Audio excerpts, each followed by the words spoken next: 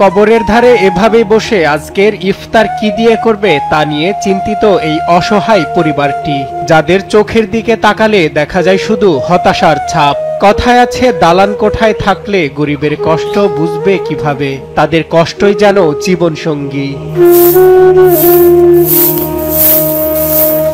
আসছে ঈদকে ঘিরেও পরিবারটির মুখে নেই কোনো ঈদ আনন্দ, যেখানে তাদের দুবেলা দুমুঠো খাবারের কোনো নিশ্চয়তা নেই, থাকতে হয় অনাহারে। সেখানে ঈদের নতুন জামা কেনা যেন আকাশ সমান চিন্তা তাদের কাছে।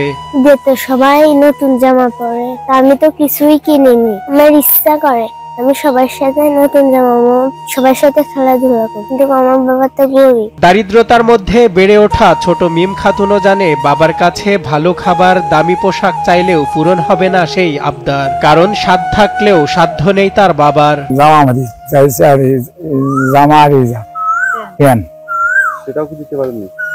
কবরস্থানের পাশে রাতের অন্ধকারে হাড় হিম করানো জায়গায় থাকতে ভালো লাগে না মিমের, কিন্তু ভাগ্যকে যে মেনে নিতেই হবে তাদের। নেই কারেন্ট বা আলোর ব্যবস্থা, শুধু একটি ল্যাম্প জ্বালিয়ে রাত পার করতে হয় পরিবারটিকে। আমাদের চারিপাশে বাইশ বাগান, গোরস্থান, আমার খুব ভয় করে। আমি আর আম্মু ঘরে বসে থাকি, আমাদের ঘরে আলো নাই। এই কবরের ভয়তে কোনো জায়গায় বেড়াতে পারিনি, খুব ভয় করে আমার, কারণ মানে কিচ্ছু নেই, খালি লম্পা ধরে থাকে। মেয়ে নেই, জমি 2 শতক জমি, আর জমি আমার নেই। ঝিনাইদহ সদর উপজেলার জার গ্রামের কবরস্থানের ধারে ঝুপড়ি ঘরে কোনো রকমের জীবন কাটাচ্ছেন এই পরিবারটি।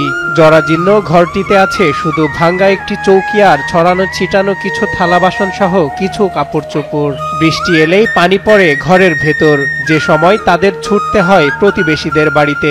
খুবই কষ্টই থাকে, সেরকম কাজ কাম করতে পারে না, সেরকম খাওয়া দাওয়া করতে পারে না, হাট বাজার হয় না, মেয়েরা লেখাপড়া খরচ দিতে পারে না, চারিচানে গোরস্থান, টুসকুনি জায়গা, টিনের বেড়া। জানা যায় অর্থের অভাবে মিমের নানি বিক্রি করে দেয় মিমকে, পরে পুলিশের সহায়তায় মিমকে ফিরিয়ে আনেন মিমের বাবা তোতা মিয়া। থাকার জায়গা নেই, আলো বাতি নেই, মেয়েরা নিয়ে আন্দারে থাকে, খুব কষ্ট করে নিজের মা আল্লাহ যে হালে চালায় সেই হালে চলাই।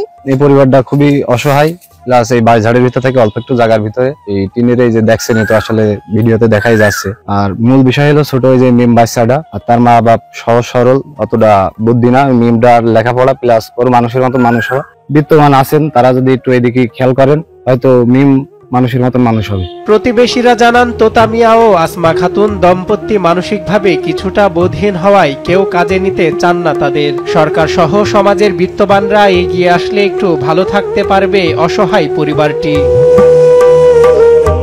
সজল বিশ্বাস, নিউজ ডেস্ক, দেশ টিভি।